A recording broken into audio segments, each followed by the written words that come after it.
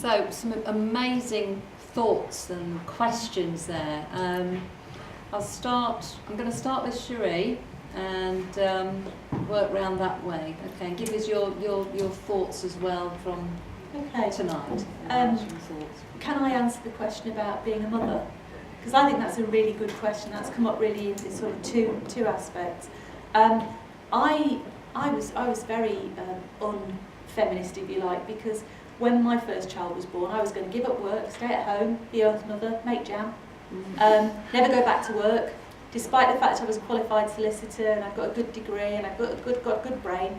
And I remember my brother phoning me up and having a right old lambast at me because how dare I waste all that good education on staying at home and being a mother.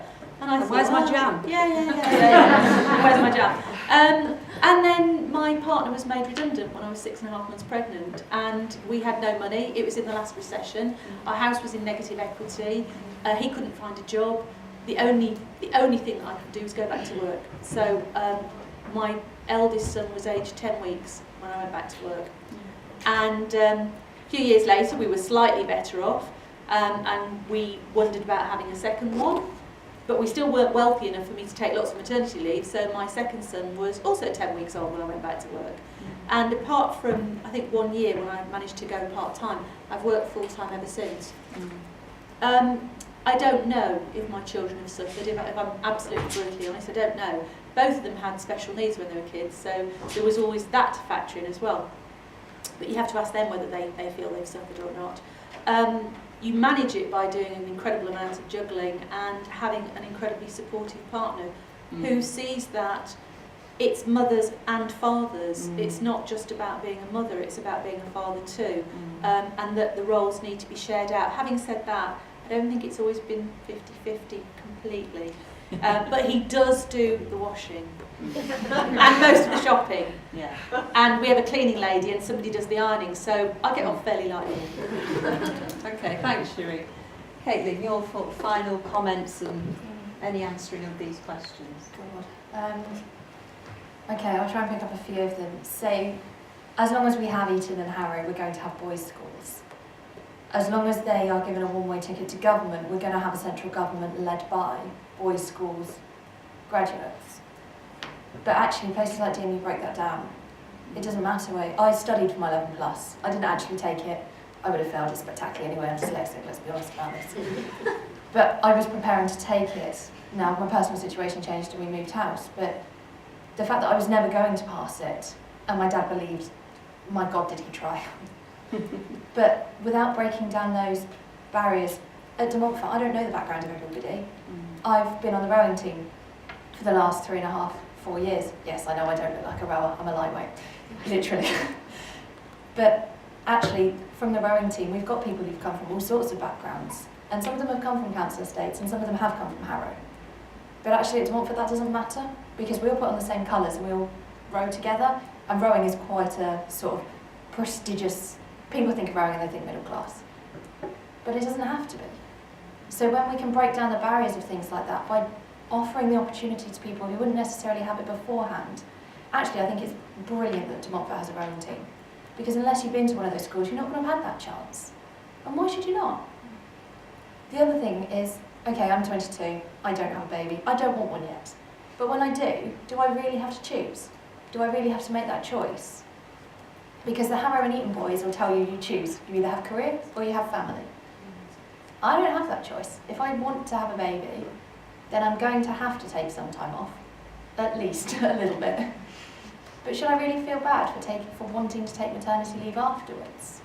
I spent a lot of time with childminders when I was younger because my mum had a career. Now, in the main, they were brilliant, but there was one who I hated and I will hate for eternity. Don't even go there, potato smileys. But should I have to make that choice, or am I backed into a corner by people from Eton, Harrow who make that decision for me? And I think we need to be really clear that choices have consequences, but they've got to be your own choices. If I choose to have a child and I choose to have a couple of years off work, that's my choice. But when I return, it's my job and it's not someone else's. Thank you. Jo, any Yes, comments it's a on- shame the lady there's gone because I was going to pick up her point and the point of the lady at the back about I haven't had children. I made that decision. I never really wanted children, and I can't imagine doing this job with children. I have a very supportive husband, exactly like Sheree. He does everything, doing nothing, which is absolutely great. But the way that she was talking was almost like you have to be a different person if you're a woman at the top and you don't. I do have a different persona. Sometimes my husband will say to me, "You brought the work joke home and you need to take that away now." I'm in my work mode, but I don't have to act like a man. I don't have to be masculine. I don't have to be aggressive. I can be me. And I think that's really, really important. And wherever you all end up, you need to be you. You need to keep that element of you. There isn't the perfect thing that looks like what you are when you get to the top. Absolutely not. So I think you can be. I'm sure you can be. You can be a wife. You can be a mother. You can be different depending on your decisions, and you may have to take time off, you may choose to, you may not, but you really need to keep hold of the you-ness about you. Don't become someone different just because you've reached the top.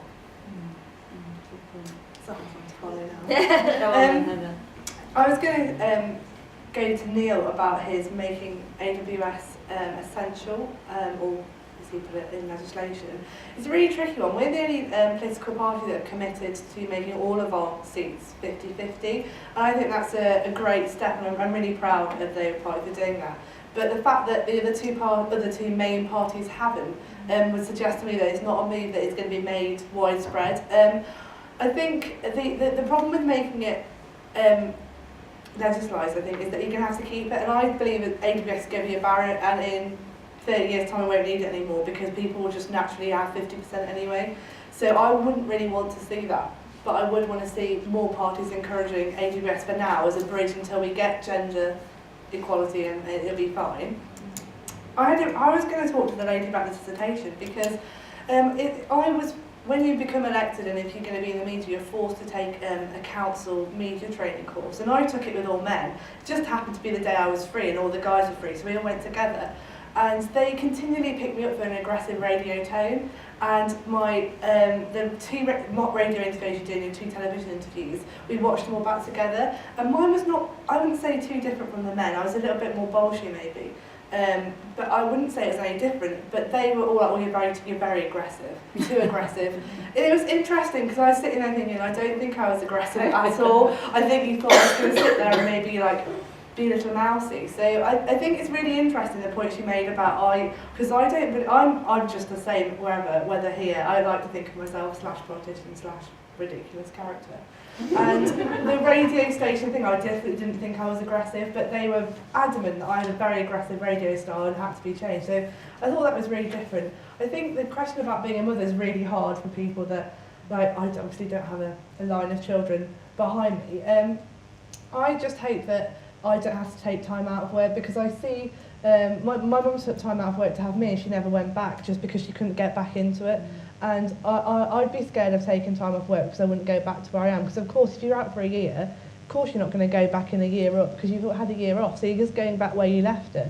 So depending on how long you have off, you're not going to be able to rise the ranks. I hope to just strap the 2 of them to the back and they become little Marxists, and then off they go and become counsellors, because I'm not having any time off, so they're going to either be indoctrinated at work with me or not. But the final sort of point I'd like to leave is not that stupid counsellor came in and was a bit buffoon-like, but that all of women can do whatever they want. I'm a big believer in applying for absolutely everything and blagging your way to get what you want, rather than waiting to when you think you've got what you need for that job. Because I would never think I have everything I need. It's always, and you say that in your other life, like you never think you have enough clothes. There's always other clothes you want. So waiting till you think you have everything you need for a job is like a never-ending thing, because you're never going to have everything you think you need. So just apply for absolutely everything, because chances are you probably have it, and the person that will judge you not on everything that's on the paper, but the way you present yourself. So I think that's the most important thing. So my sort of soundbite would be to please apply for absolutely everything you want. Christine, probably not address the point at the front of the... That's what I was thinking, because actually all the points... Well, I'm not going to give you a very good answer, really, because has the the rise in feminist literature, have I noticed the difference? Actually, no. I think is probably the straight answer, and I think part of it is because I think people are still looking for the right language to, you know, that whole equality language, you know, what words are we allowed to use? People are still quite nervous about it, even on something about sex and gender issues. So I think there's a nervousness about that. So I think that, you know, while there are probably pockets of women who have and men who have very good conversations about those books, I'm not seeing it in the mainstream. I'm not seeing it as part of an equality debate. I work with people from lots of universities, lots of equality conversations, and they're not having the conversation about feminism. And I think part of it is, you know, that feminism is still seen as a bit of a word which is, you know, slightly dodgy. You're a feminist. Ooh, what does that mean? So, you know, there is a nervousness about having those conversations for some reason. I think it's a great shame. I think it's got a lot to offer to the whole equality debate. So not the answer you probably would have hoped to have heard. My message is, and I think it's come up a couple of times through the conversations, this has been such a complex conversation today, I think. You know, we have focused on women because that was the task at hand. But I entirely agree that, you know, there are much more complex conversations about the intersectionality of all those protected characteristics. We know that women are usually the lowest paid, are more highly represented in the poorer echelons of our society. If you're a woman and you're black, if you're a woman and you're disabled, if you're a woman and, you know, any of those other characteristics, you tend to be in the lowest paid. So there is a conversation to be had. After my blog, I got an email from somebody who said, and I'm paraphrasing here, she said, I'm black, I'm working class, I'm married, I totally get the bit about calling yourself Ms. This is within my own experience, and so I think there's so much more conversation to have, but it's such a complex conversation.